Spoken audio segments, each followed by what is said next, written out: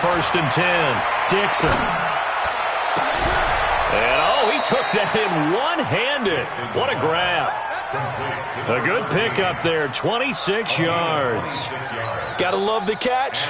I think you got to love the gloves as well. Yeah, these one-handed catches, that was great, and they're fun.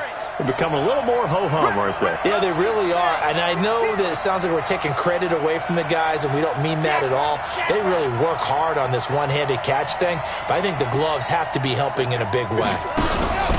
On first down, they go with Dixon. Credit him with a 1-yard gain there to make it 2nd and 9. Nice job by the defensive front there to hold him to a short gain on first down. Well played, I must say. Yeah, only getting 1 yard. There was no room to run.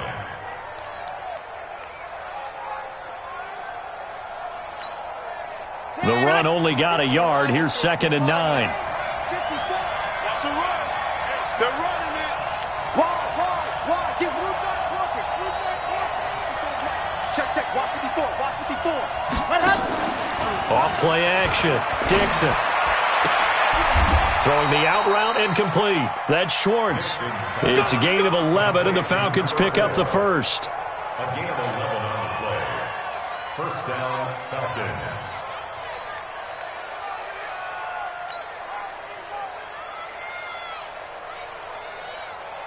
Line of scrimmage, the 37 on first and 10. Here's Dixon.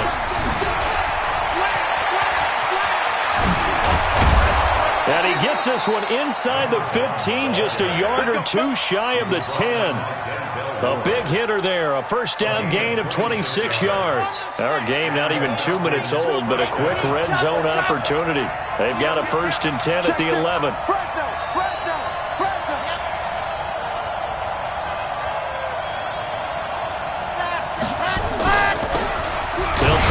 Side. Holloway.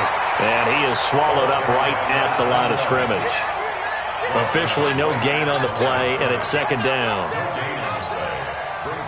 So after the run for no gain, here's 2nd and 10.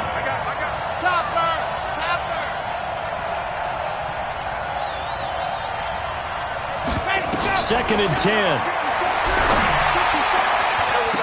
And he'll take it into the end zone. Touchdown, Atlanta. An 11-yard touchdown. And the Falcons take it all the way down the field and score on the opening drive.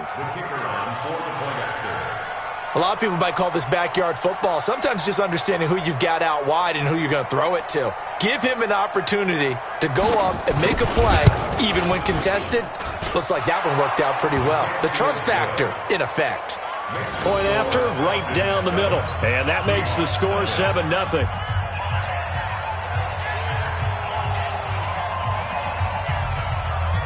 The kickoff team on the field now as they will send this one away. Short kick here, fielded about the 17. And he'll take this one near the 25, call it the 26-yard line. First and 10 at their own 26-yard line.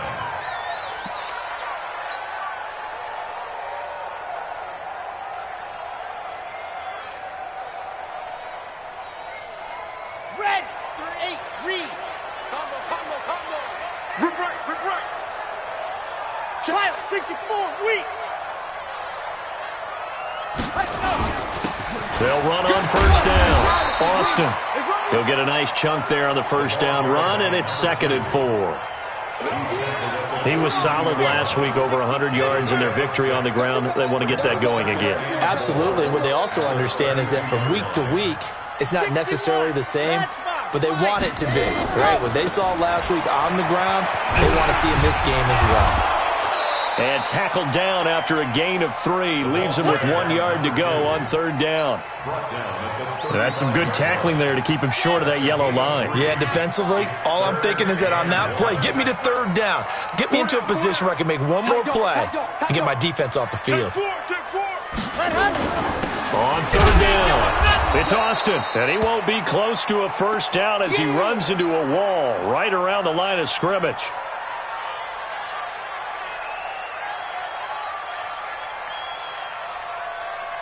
The Seahawks send out their punter. as he's on to punt for the first time this afternoon. He was only asked to punt once in the victory last week as he sends this one away. It's just a 32-yard punt with no return.